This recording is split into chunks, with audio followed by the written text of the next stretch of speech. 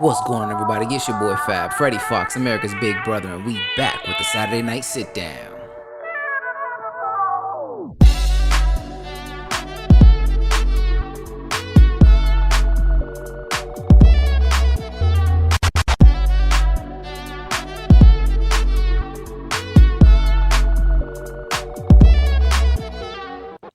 What's going on, everybody? It's your boy Fab, Freddie Fox, America's Big Brother, and we back with the Saturday Night Sit Down. And tonight, I got a good friend of mine, Brad Goodpastor. What's going on, my man? Not much. Excited to be here.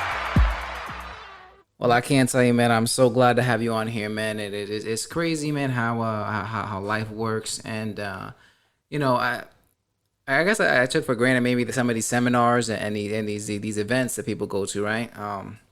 'Cause I don't really go out to these things much. I think like after like just going and hanging out so much when I was like in my teens and 20s that I just like don't go out as much. But we met a couple weeks ago at Brandon's A to B conference right here in Stanford, which is a great event. I was going over there with the sole purpose to connect with people, right? I wanted to find some people to interview for my show to get them on there, and really started just to build a network, right? So I wasn't sure what to expect.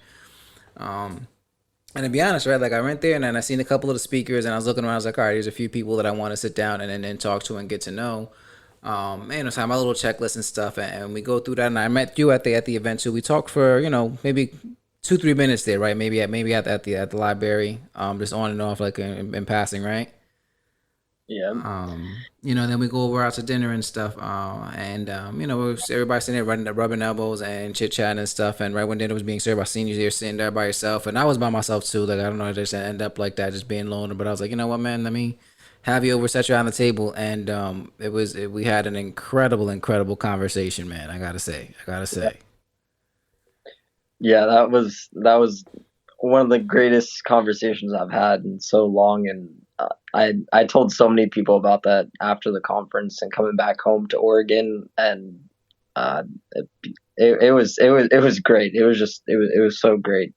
And just like you said, like me sitting there by myself, and then you coming up to me like that.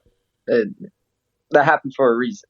Yeah, man. Yeah, I strongly believe that. I'm just that type of person. I was there. I didn't want to be alone, and I seen you by yourself, and I was like, come on, man. I mean, I know exactly how you felt, right? So I was like, why not just invite you over and sit down and see where it goes? And like you said, man, I think it was just maybe just the I don't know if it was the ambiance, the environment, or whatever, but it was just a very genuine conversation. I came home and like I said, telling my wife too, like she's been eager about this conversation because I've been talking about you and just telling her like, man, like it was just one of those things that you just don't really know what you're gonna expect with people, and they open up, man, and you really opened up to me during that conversation. We talked about a lot of very sensitive things and stuff that wasn't really expected. It just really just flowed, man, just from one thing to the next, and just felt like I knew you for such a long time.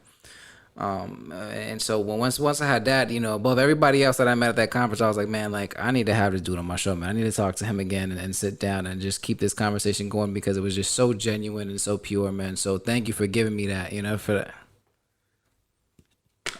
Of course, that was it was amazing. Like I, I've been telling my girlfriend about how excited I am to be on here, and we've been trying to stay in contact through the past couple weeks, and texting and all that. But when you really get face to face with someone, it's a lot different. And I'm glad that we can carry that conversation out from that night. Yeah, definitely, man. I think there's gonna be a lot more to come, man. Like we said that night after we left, man. Definitely somebody that I want to continue, keep in contact with and go on because of how that went. So, and part of that conversation we talked about, right? I told you about my show and everybody there, and you got a chance to listen and hear what I'm about. So, and as I always break it down at the beginning of every episode, it's really just to again, like I said, people, as we're coming up, a lot of us men, we struggle trying to find our way and looking for positive role models and needing that, and just really wanting to, you know, amplify the importance of positive male role models in kids' lives and in everybody's lives when we have them, right? And there's a lot of things that I've seen about you that you had going on that conversation that really let me know, like, this He's a young kid, man, but he's got a really good head on his shoulders. You know, he has a plan. He's ambitious. He's going out there. He's trying to do his thing. Um, and it's rare to see really somebody your age with with that kind of mentality. A lot of people just want to go out and party and have fun and really live up their 20s and stuff like that. But you really are taking a grasp of your own life and trying to move forward. So that's why I wanted to have you sit down and talk to you because you're a good example for other people coming up, right? You know what it means to be a hard worker and what you can do if you really put your head forward and have a vision and a plan. So for you, as I ask everybody coming up here, right, what do you think are some of the most important qualities or characteristics that make up a good person or a good man? Honestly, the best qualities I find is to be truthful, um,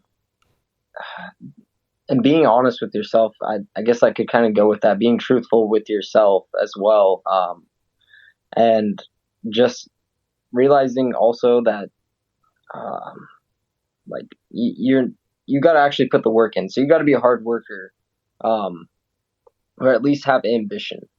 Ambition, I think, is really huge, and and that kind of goes with that. Sorry, I'm a Nah, little that's all nervous. good, man. It's all good. Yeah. Um. Also, I gotta set this up better so this thing doesn't keep falling. All right, there we go. Nice. Now I don't have to hold it anymore. But yeah, good. I think those are the two biggest ones for me is truth, being truthful and ambitious, and that can go into a lot of ways. Yeah. Now, when you say that true, like truthful, I like the second part that you had right. Truthful with yourself and being honest with yourself. Um, there's nothing wrong. I think everybody really needs to take a moment and ask themselves those questions and figure out who they are, right? You need to be honest with yourself and what you like and what you don't like and really finding yourself. Um, I think that had a lot to do with me. As I said in past episodes, coming up and growing up, I always tried to fit in, right? So I tried to go with the flow and see what's in. I always prided myself in being a chameleon and being able to adapt to different groups of people. The problem with that, though, is that I never really understood what I enjoyed, right? Like it's so funny. Like perfect example because I seen this. It was a reel that happened the other day, but it actually happened in real life. I was chilling with a bunch of my friends, right? And we would go to their house every week and just chilling and stuff. And they were white girl, Emily, and Spanish. She was Mexican and Puerto Rican. And the girl, listen, we'd all hang out, and they were really into like punk rock music and stuff like that, different kind of music and stuff. And me too, I'm very versatile and stuff. But again, me primarily where I grew up in my neighborhood is it was a lot of black people, was a lot of hip hop, and what I mean, that was the genre. So the really song that I like is I Write Sins Not Tragedies. I can't even think of their name now, or the group now. Um God. Oh, it's gonna hit me now because I had the song "Victorious" and stuff. But it was that song, Oh, but imagine when I walk in the church Oh, corridor and I can't, and I say, yeah, that's my yeah. jam, right? Like that's my jam. I love that song, right? And I would listen to it with them, right? So I remember one time we were all just hanging out there, like as we usually do, and we were watching the video, right? And that video was playing, and it was just me and them in the living room just watching it. And then one of my boys walked in, and I'm like, oh snap, where's 50 Cent? I start changing it, you know what I mean? Like just trying to like maintain my level of cool.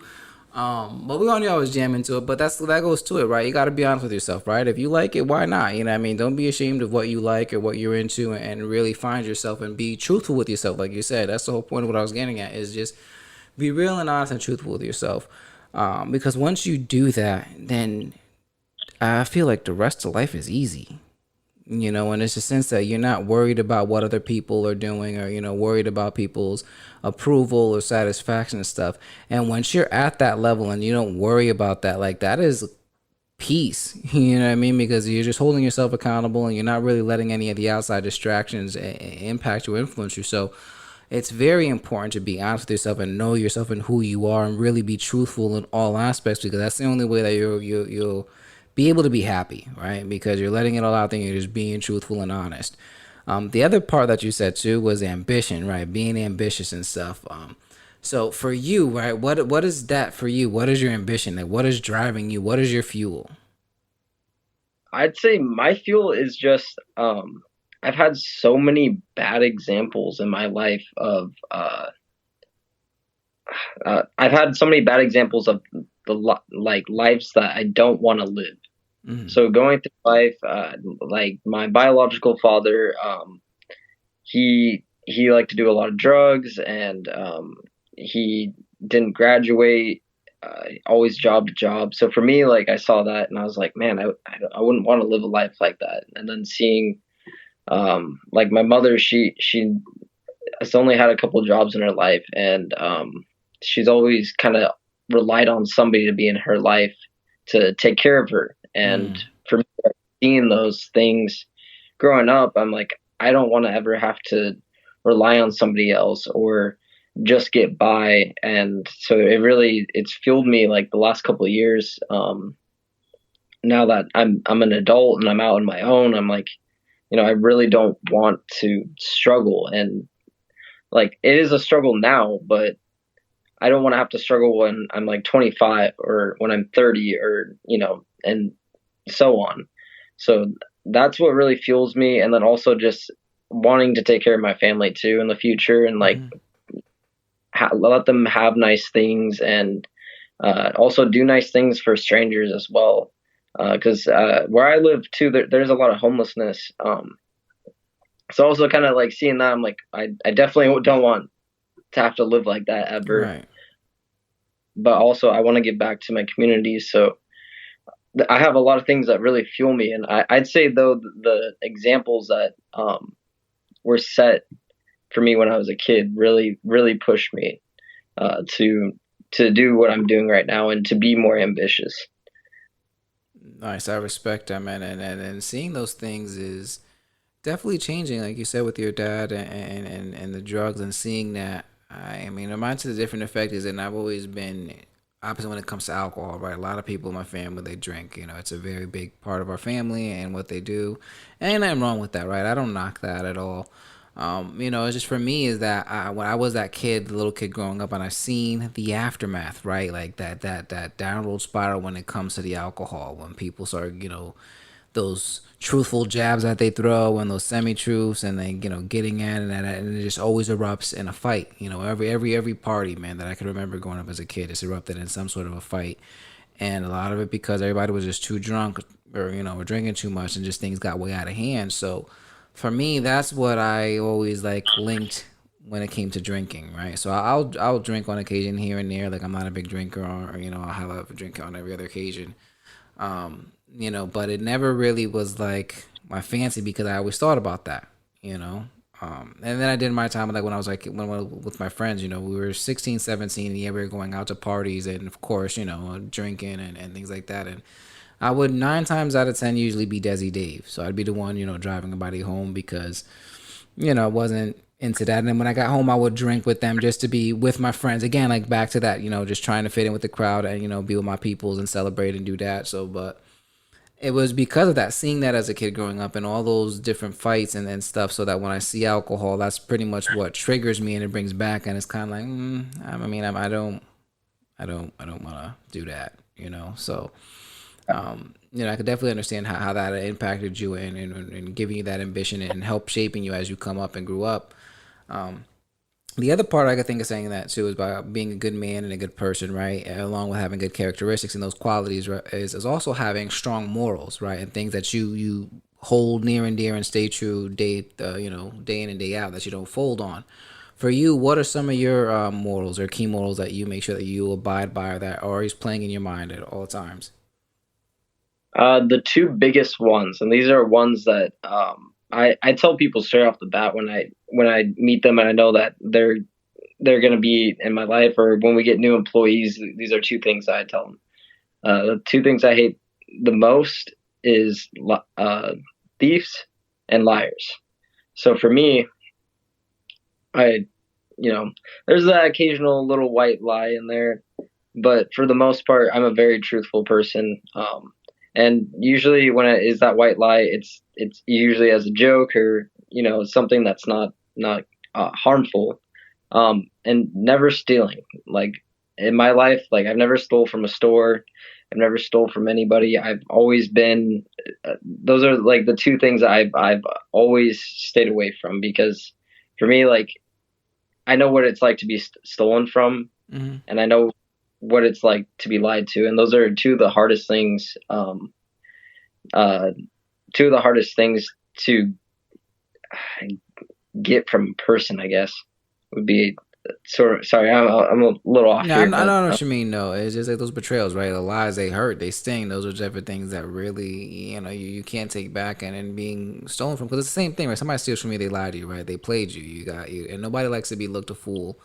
And it hurts, right? Because then somebody's one upped you, and now you look like a dummy. So I totally understand where you're coming from on that, and it's crazy that you mentioned that, because as it flashed back, two things that came to mind, right? One of them, I remember one time when I was a little kid, and this is like dating myself, man.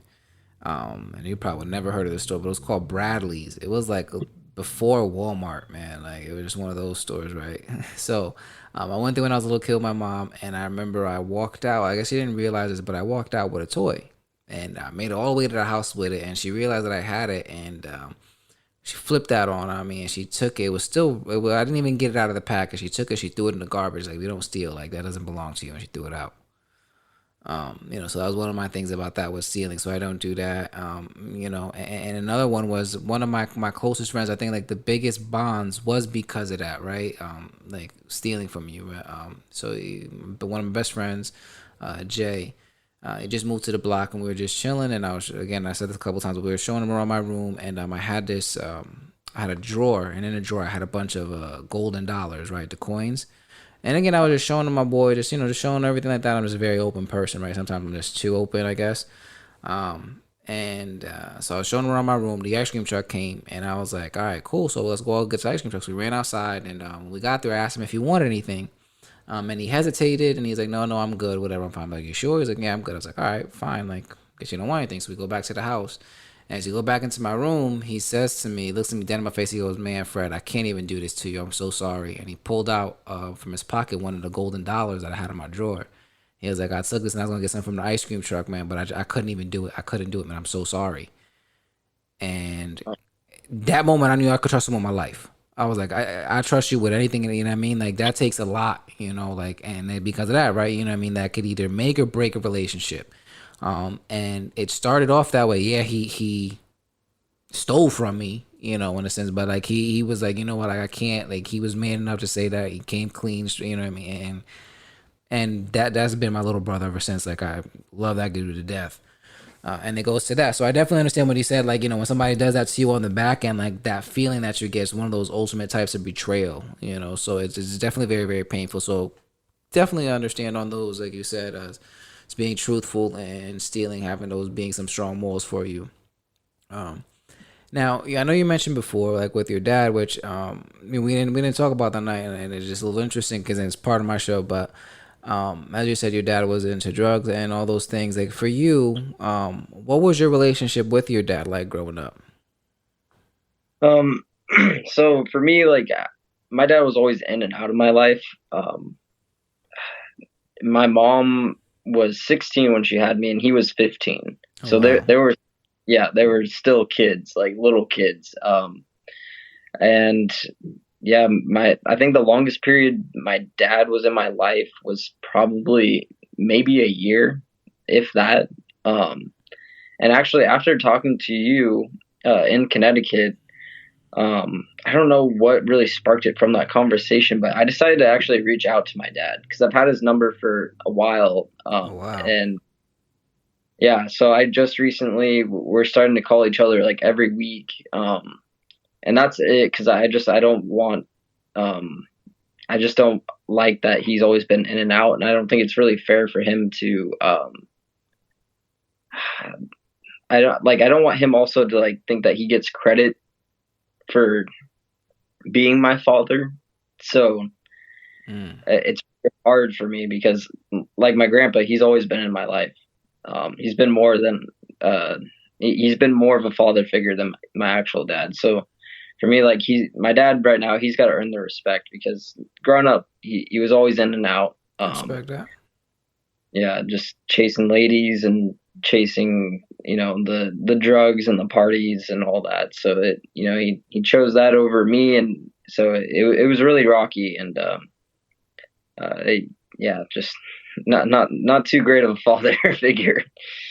No, I definitely hear that, but it definitely left an impact on you, right? And just out of curiosity, I mean, your grandfather that you're very close to, is that your dad's dad or your mom's dad? That's my mom's dad. Okay, okay, yeah, I figured that. I mean, being in that and stuff. Now, like you said, right, part of that is everything, right? DMX said, right, everything is either a blessing or a lesson, right? Yeah. And you know, like you had that situation with your dad, and it obviously wasn't a blessing, but it was definitely a lesson, right? It taught you all the things that you didn't want, and you didn't want to be like or try to change and to adapt. Now I know you said that too, is that's what helped you drive and to stay away from those things. But what do you think was the biggest thing that you learned from that relationship with your dad? You know, that was very minimal, but from that situation, what you've seen there, and that whole, interaction between the two of you, what do you think is the biggest thing that you've learned or that has taught you? Um, I mean, the biggest thing it taught me was all what I didn't want to be. And that's pretty broad there. Mm-hmm. Um, I would say though, like if I had to narrow it down from that, just being around in people's lives that I want to have close to me. So like my mother, Mm-hmm. I I stay very close with my mom, and I we talk almost every single day. My grandpa, same thing. Talk to him almost every day. And I think communication is huge when it comes to family and when it comes to friends, because after like a month of not talking to somebody, you really you might lose some connection. So I think the lack of communication on his part is one of the biggest things I've learned that burns bridges so fast. And I think that would be one of the most important lessons that I learned from my relationship with my father. Mm. Powerful stuff, man. That is very deep. You know, communication is key, and being there and seeing someone there consistently, right? And it's something that I've been saying recently.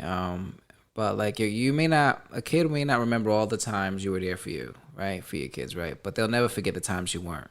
You know, that leaves a bigger impact. You know, when you, like for me, it was that. You know, I was in choir, I was in talent shows and all these certain things in baseball, and I would look to the crowd, and my dad was never there.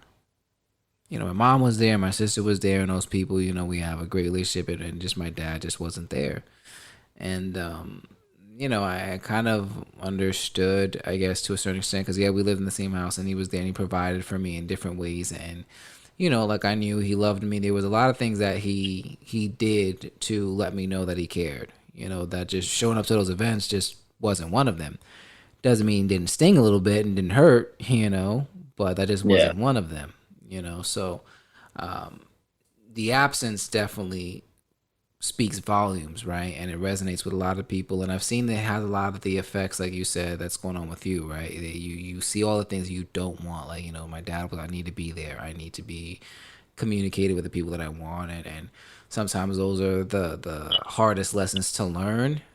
But in your case, it's great that you learned them early, just to see, because now your mentality and where you are is, you know, bounds ahead of your peers, right? And it can have to mature you a little bit quicker than you wanted to.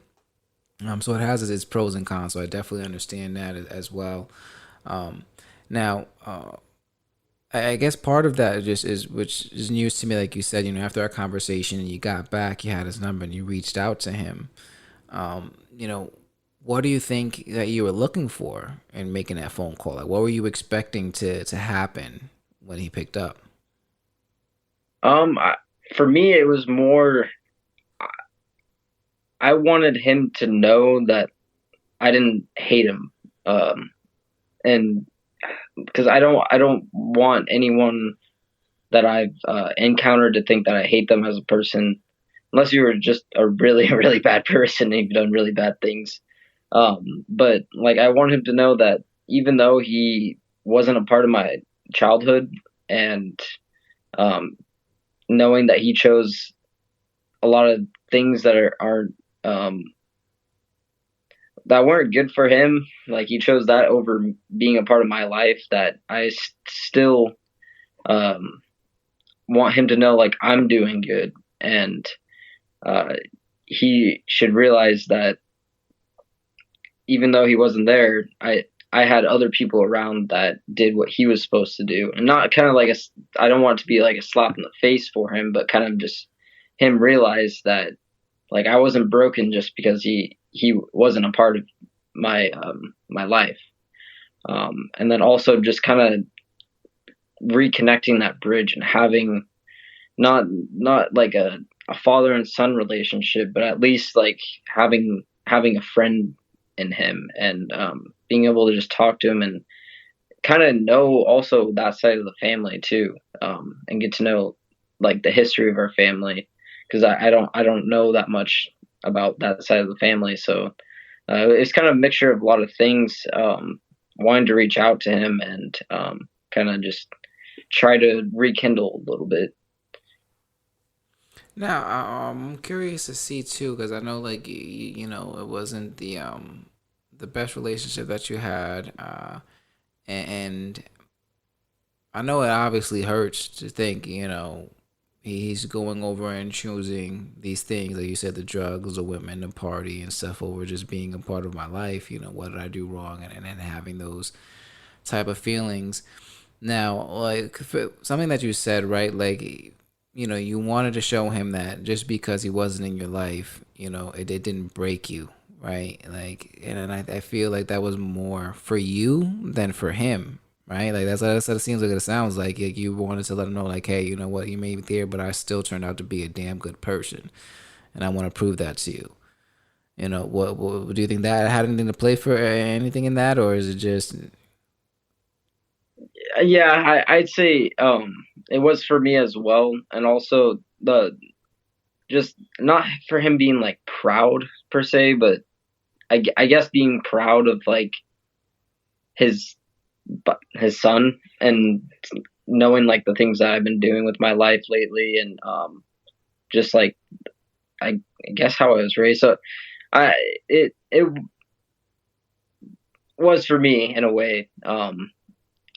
I just want him to uh, at least in a way be proud. I know that kind of stings a little bit, just because like a lot of people want to make like their parents proud, and mm, I don't want to say that I want to make him proud, but I would say some of it, yeah, it is for me too, because even just having that kind of like closure of knowing at least like he just didn't like care at all, or didn't want to know what was going on.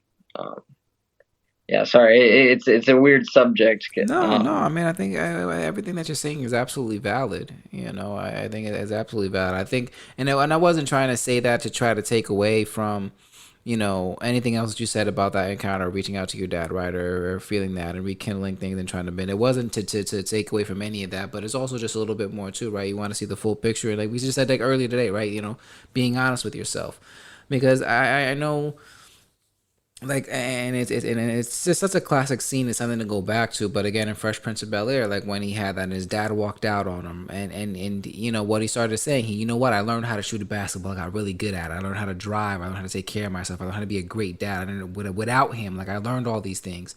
So of course, you know, that's something that you want to be proud of for yourself, because as you see, and I'm sure that has happened with a lot of people who's out in their life. You look around and you see, you know, these kids with their dads playing catch at the playground and all these other stuff, and them being there and trying to be so intricate in their life and being successful.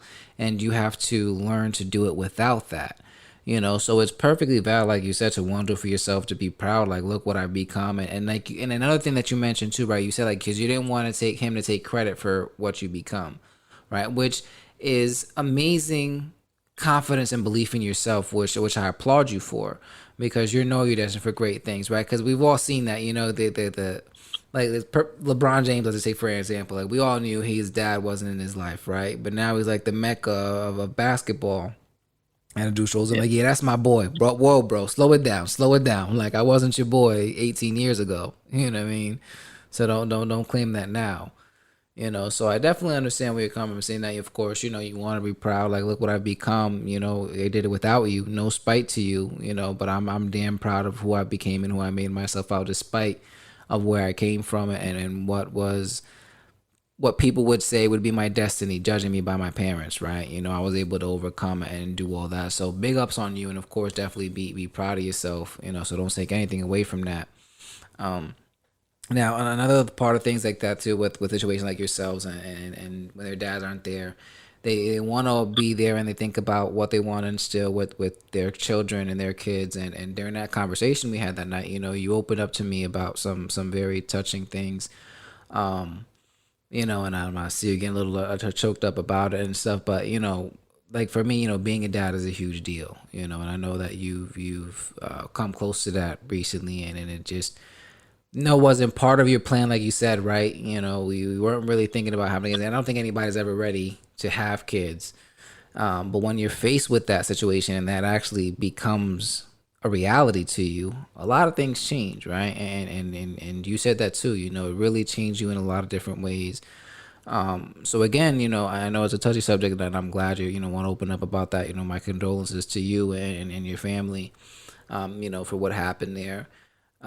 Now, as you said that too, before that, and you find out you were going to be a dad, what was that going through your head? Like, what was your initial thought? I I was at first I was very scared. Um, I was very scared because like not having my biological father in my life. Um, a lot of people kind of use that as an excuse to be like, I don't know how to be a dad. Kind of like Will in The Fresh Prince, Right, right. not father around. He wouldn't. I don't know if that was in one of the episodes. Sorry, it's been a while. I just watched the new Bel Air, but Mm-hmm. just having that kind of, I want to say like an excuse, not having your father around, but like having my grandpa in my life and seeing him. He was actually my mom's stepdad, Oh so wow.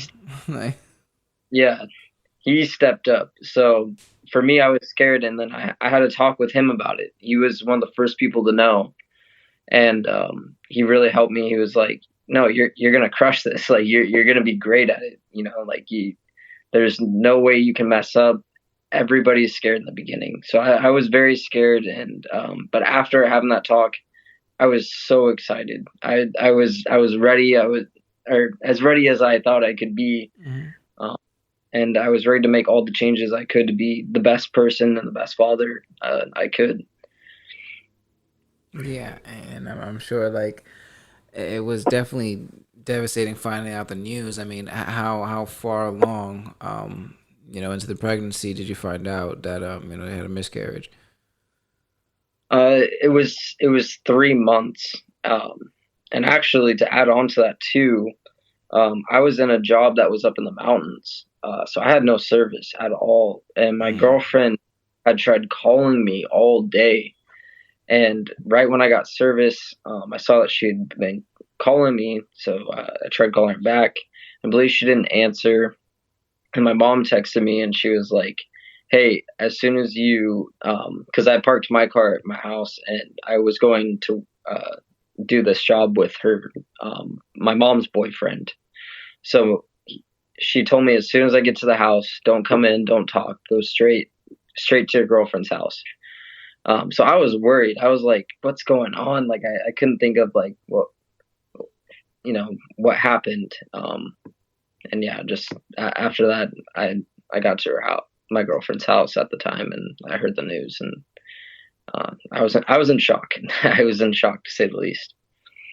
Yeah, I mean it's I mean a whirlwind of emotions to go through, right? Not expecting to be a dad, to hearing the news and to being that terrified, right? I mean, I was too. When you find out that it like I knew like I said I wanted to be a dad at a very very young age. I knew that, And then the moment that I was faced with it, it was very, very scary. And it still is. I think it impacted me in a lot of different ways because, um, perfect example, right? I'm huge on being a provider, and that's one of my things is being a man. And for your family, is like being there to provide for your family. Like whatever they need, getting it done, you got to do it, right? So, part of it, right, is huge. Is finances. So I had a really great job at the time, and I was making all this money. My daughter's about to be one. I was just getting this another promotion, and I'm like, oh man, I'm gonna keep working this and go up there, and they lay everybody off.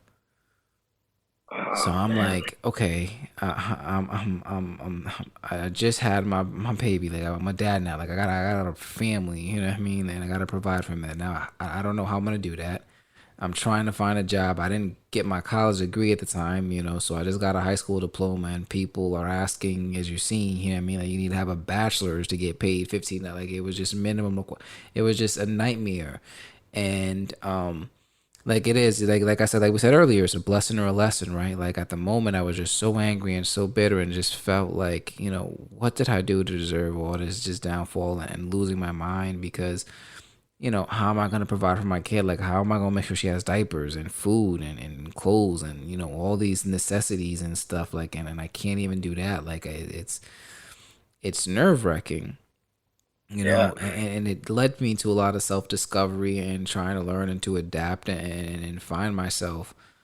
So it really changes everything in your head and in what's going on. And I know, a couple weeks ago, a couple of my friends that too had a couple of miscarriages, and we don't really see it a lot from the guy's perspective because again, everybody's immediately concerned about, the mom and what's going on and her feelings. And of course, it was in her body. And I definitely understand that, not taking anything away from that. But there's also two sides to every story, right? There's her side and there's a dad's side. Like you said, being completely excited to coming back and then it just being stripped away from you in an instant. And it can just even imagine for you being so far away and really unable to do anything. You're just coming in to essentially pick up the pieces. So it's definitely an emotional thing. Now, for you, now I know you said that before, right? You weren't thinking about being a dad, and all of a sudden this happens, and you super excited, and then things turn around for you again. Now that you've kind of been in that situation, are you more thinking more about being a dad? Is that like something that if it happens, it happens, or where is your mindset on that right now? To be completely honest, now that I, you remember Artemis, right? Yeah, yeah. So he's given me partial ownership of this business, and I have other Nice, entrepreneurial. congratulations, man. Thank you, thank you very much. Um, I have so much planned for the next few years, and like you said earlier, no one's ever prepared, and you never know when it's really going to happen. And you can try to control it as much as you can to not have kids. For right now, I just don't want to have kids until my later 20s or even like 30. Like I want to wait as long as I can. Um, at first when the miscarriage did happen, I was thinking like, maybe we could just try again, like, but then at the same time I was thinking, maybe God did this for a reason. Like he knew that I need to have my focus in other places. And I hope that does not sound terrible, but No, um no. Like we said, we got to find either the lesson or the blessing, right? So you got to find it wherever you can. yeah. So I definitely want kids. Like that definitely is gonna happen at some point. But I'm gonna try to wait it out at, as to close as I the time that I do want to have kids. Yeah, and I think that's how you said that too. God would have made it happen if it needed to happen, and when it happens, I for and I said this before too. Thought for a while that I couldn't have kids at all. And that was kind of like a scary thought, and with me and my wife and with both my children, it wasn't really something like, oh, we're gonna have kids. It's gonna happen. It happened in our lives. At the time that it did, and it changed us and made us grow, and we had to, adapt and seen and really, start questioning some things. And that's probably part of, I think, you know, of that when it happens, right? You have kids, you have to grow up, right? You got to change yours, a whole life, a whole different person, depending on everything that you do. Like their entire well being is up to you. And it's a huge responsibility. So of course you got to start thinking things differently and adapting. And I think that's part of like where you are now too. Being again, and unfortunately it happened. For you at such a young age. You're like in your early 20s. You said, right? Like, Yeah, 2021. right. So So very very early. So, but it gave you that test, right? Like maybe that's something that you had to have with that conversation with your grandfather of giving you that confidence that you're going to be a good dad. And like you say, a lot of people think make being a good dad overly complicated, right? yeah, Being a good dad is not complicated at all. It's not hard. It doesn't take years of training. You don't need to read a billion books. You don't need to do all this. You need to do one thing and one thing only, and that's show up. Show up every single day. That's it. Just okay, be there every single day. Show up. Try. You're going to make mistakes. You know what I mean? Like, you're not going to be perfect. There's like, you know, getting a little emotional here, like with my daughter, right? I'm with her like every day as much as I can. I make a mistake. I tell her, hey, babe, I'm sorry. Like, I made a mistake. I didn't mean to. Just like, she looks at me and says, it's okay, Dad. You don't need to say I apologize. I know it wasn't, but you just got to be there. That's it. Like, just be there. That means so much more, so much that a lot of people don't understand. So again, I reiterate that, man. Being a dad is not difficult, is not complicated at all. All you got to do is just show up, and everything will fall into place. You get to learn your kids. They're gonna be different. You get to adapt, see what they like. You learn, try to figure it out, guide them the best you can, and that's it. That's it. That's all you can do. That's all you need to do is just show up. So um you're gonna be great, right? Like you have those examples, you've seen that going in there. You have a wonderful mind on your shoulders. Like you say, you're very young, so you got a lot of time to think about that and get your things in order and situate yourself. But it's true. Like yeah, I know everybody has this vision, like oh, I want to wait until I'm making X amount of money, or I have this set up, or I have this in a row, or this. It's gonna happen when it's gonna happen when you least expect it's gonna happen. yeah, So just be ready. But oh yeah, as long as you do that, just show up, you'll be all right. You know what I mean? Like that, you'll be all right. And we winded down here, man. And again, it's just been an amazing. It's just so great talking to you, bro. Like I don't know what it is. It's just so easy and it's just so fluid, man. And I appreciate you again, just being so honest and touching these things.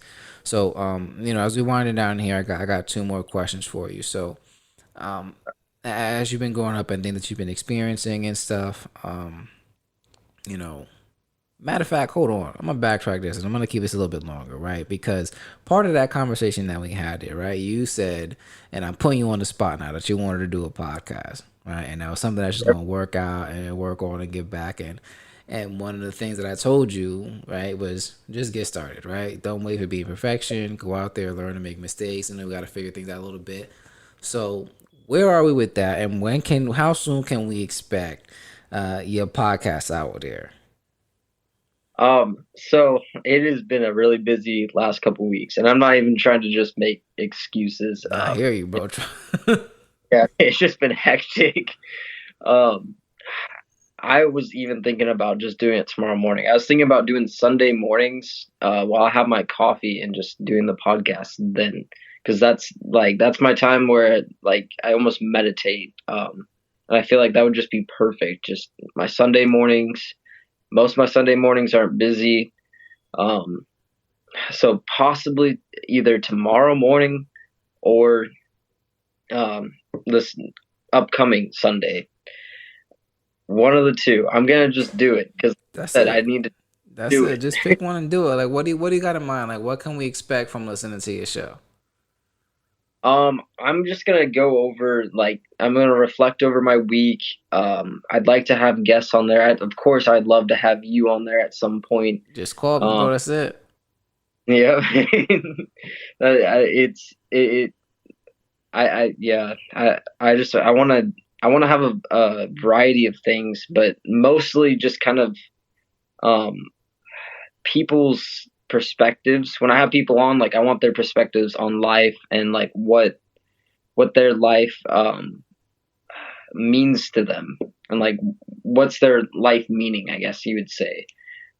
And then also talking about like business and entrepreneurs because I don't know why, but I've always had a fascination with entrepreneurs my whole life, and now that I am one too, it's crazy to me because I never thought I'd get to a point where I could say I'm an entrepreneur.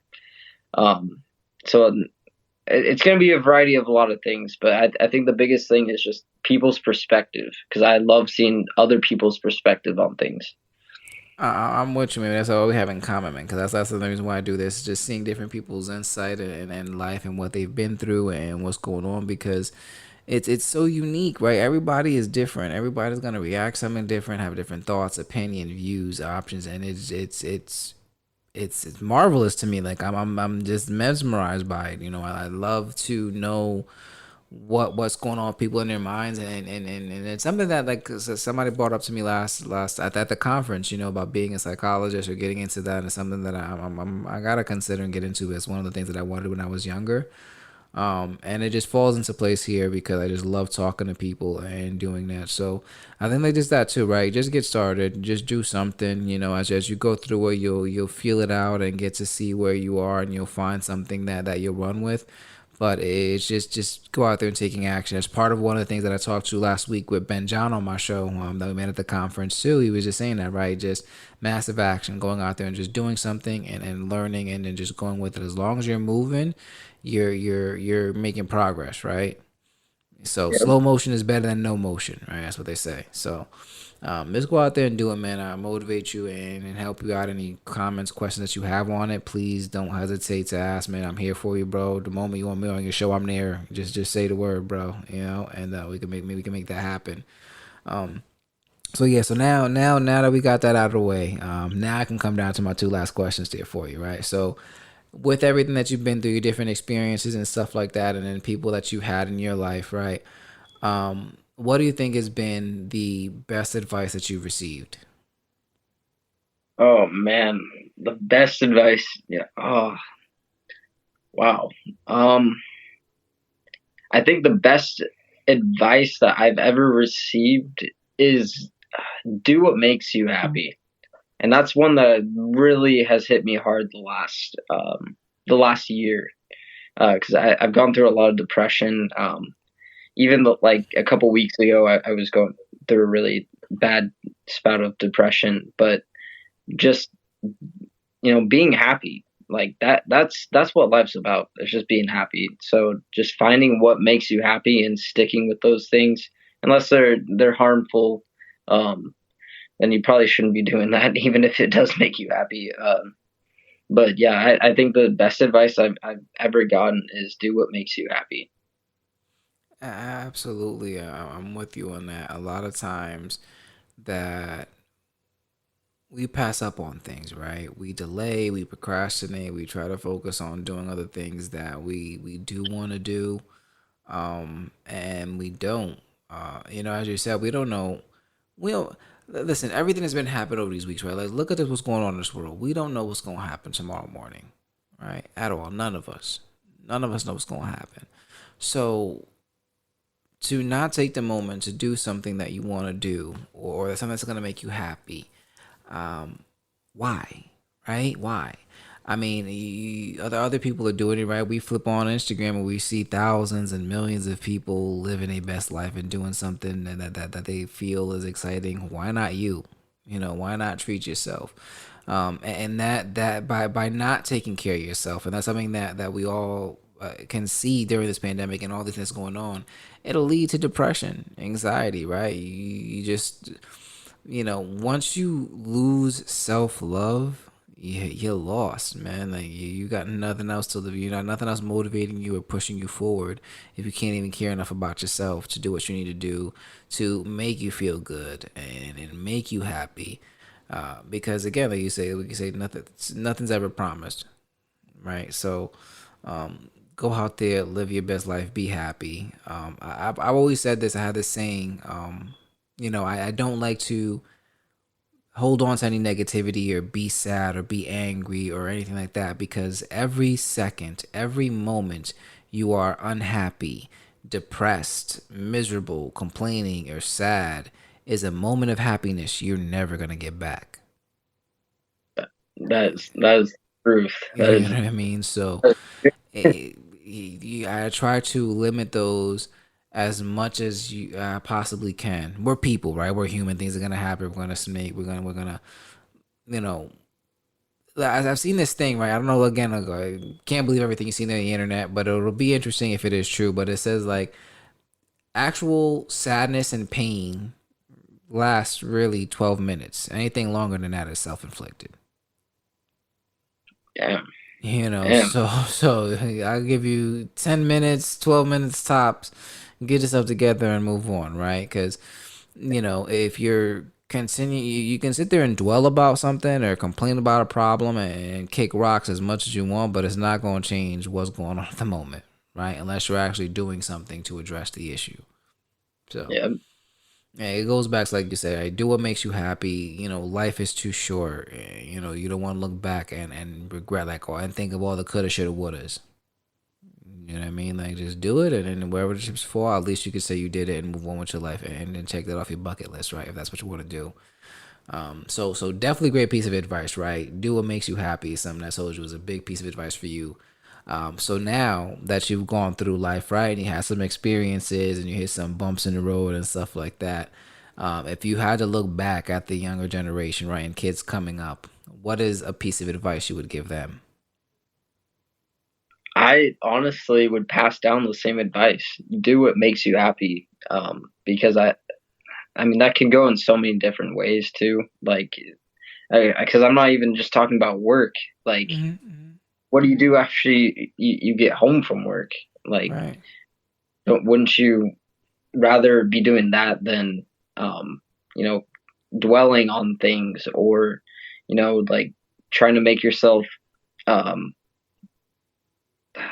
feel or look better to other people, just doing what makes you happy and focusing on that. And I think the generation that is coming up, I think that would be great advice for them too, because so many of them want to do, like, you see them wanting to do streaming. Like, you don't have to make money off of it, but just keep doing that, and then maybe eventually one day you will. Or you have a lot of my generation too, but a lot of the younger generation I see coming up, they want to do music, or they want to write books, or what have you, and just doing what makes you happy. I think that's some advice that anyone could really take. Um, and I think especially the younger generation of having some good influences and having some really bad influences around, like they just knowing that if you just do what makes you happy, like your life is just going to be so much better. And also, I think also something that could go with that, if I had to give them another piece of advice, is not care what other people think, because that is huge in this age with the social media and like just even at school. I think anyone that went to school, you were trying to impress all the girls, or uh, just trying to impress your friends. Like, you get that new pair of Jordans, and you feel on top of the world. But is it really the pair of shoes you wanted? And like it's just it all comes back to happiness. Do what makes you happy. Yeah. Yeah, no, definitely, absolutely. Like, it's funny how you say that, like, because a lot of people go out and they buy their kids, their toddlers, like these Jordans, and they're expensive, man, like 60, 70 a pop for those shoes that they're gonna grow out in like a couple of weeks. Like, the kids grow like weeds, man. and it's not so much for the kid, because I guarantee you they ain't never ever seen Michael Jordan play a game of basketball. I mean, like, they've never watched him fly through the air once to be rocking his shoes. But they know who Mickey Mouse is and Spider Man, and you know what I mean? Like, so why not go get him those shoes? You know what I mean? Like, I bought my kid, he loves Mickey Mouse, man. I bought him some $10 Mickey Mouse shoes from Walmart, and he loves those things, and he knows who Mickey Mouse is, you know? So it's just that, to be happy, you know. I'm not trying to live it and impress other people or make it look like that, you know. A lot of that, I went through that, you know, trying to, you know, please everybody and put on a performance for those, and it just made me lose so much of myself, you know, that I was unrecognizable when I looked in the mirror. You know, I didn't even know what was up, and like, do I really enjoy this, or what's that, and you know, because I started to, I was relying so much on what other people's opinions were, you know, constantly about everything. And then I came across this quote, and I love this quote by Winston Churchill. But he says, you know, in your 20s, you worry that everybody's talking about you, right? In your 40s, you stop caring what people are saying. And in your 60s, you realize that nobody was thinking about you in the first place. Oh man, oh man. You know what I mean? So Yeah, the sooner you realize that mentality, you good, right? Because you don't allow anybody else to live in your head. That's one thing that with my kids, with my daughter, that I try to instill in them is like, don't let anyone else control your emotions. I don't want to hear that so and so made you sad, or that that person made you angry, or that this, like, don't let anybody control your emotions or your feelings, because if they do that, they got you.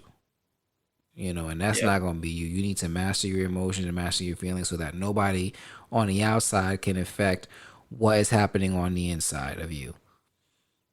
You know, yeah, so that goes into like what you said, right? Don't let what people think or say or what goes on, because a lot of people say that because they are, it really, and it sounds so cliche, but as you get older, it really is the truth. It's just out of jealousy, right? They just don't want to see you. They're unhappy that they can't do it. It's abnormal to them, so they got to put everybody else down. It's got nothing to do with you as a person. Nothing. You know what I mean? exactly.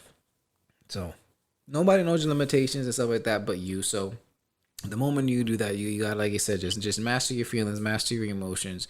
Don't let what other people think or say impact what you want to do. And like you just said, man, just do what makes you happy. Do what makes you happy, and you'll be good. Life is that simple, right? Yeah, it yeah, man. This is great. This is really good. Yeah, man. So definitely, man. Like, you know, as I always am, I'm definitely respected by his time as we coming up here and we winding down, man. I appreciate you know, coming on the show, and I'll definitely, man, have you back multiple times. There's just so much more that, you know, I would like to talk to you about and get more in depth with you about certain topics. So we can definitely do that at a later time if you up for it. But again, man, thank you so much for coming on, man. I appreciate you, man. Yeah, no problem. I mean, as you can see, I haven't stopped smiling the whole time. So I'm really happy that you had me come on, and definitely want to come on again, and uh, definitely having you on my podcast as soon as I start, which hopefully tomorrow morning.